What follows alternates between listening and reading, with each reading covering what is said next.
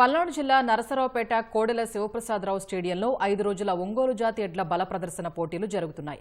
MLA Chadalavada Aravindababu ఆధ్వర్యంలో 4వ రోజు జరిగిన పోటీల్లో మంత్రి బీసీ జనార్దన్ రెడ్డి, ఎంపీ లావు శ్రీకృష్ణదేవరాయలు, ఎమ్మెల్యేలు భాష్యం ప్రవీణ్, జోలకంటి బ్రహ్మారెడ్డి పాల్గొన్నారు. దేశీయంగానే కాక విదేశాల్లోనూ ప్రత్యేక గుర్తింపు కలిగిన ఒంగోలు జాతి ఎడ్లను కాపాడుకోవడానికి కృషి చేస్తున్నామని ఎంపీ లావు శ్రీకృష్ణదేవరాయలు తెలిపారు. ఎరువులు పెంచడం అంటే దాదాపుగా మరొక 2-3 పిల్లలు పెంచడానికి ఎక్కువ ఖర్చు అయ్యే పరిస్థితి రోజు ఇది ఉంది. కానీ ఎంతో ఉత్సాహంతో, ప్యాషన్తో కాదు ఈ ఎడ్ల జాతిని బతికించాలి అనే ఉద్దేశంతో వీటిని సంరక్షిస్తా ఉన్నారు, వీటిని పెంచుతా ఉన్నారు. ఈ ఎడ్ల జాతిని ముందుకు తీసుకెళ్తున్న ప్రతి ఒక్కరికి కూడా అభినందనలు తెలియజేసుకుంటా ఉన్నాను. దీనికి మరింతగా ప్రోత్సాహం అన్ని విధాలుగా కూడా ప్రభుత్వం వైపు నుంచి ఉంటుంది.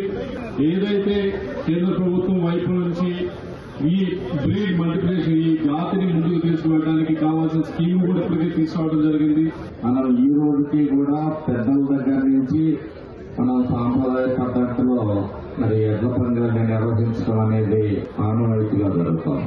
ఈ రోజు రైతాంగానికి ఏ విధంగా మేలు చేయాలని చెప్పేసి మన కూటమి ప్రభుత్వం అనేక చర్యలు తీసుకుంటా ఉంది.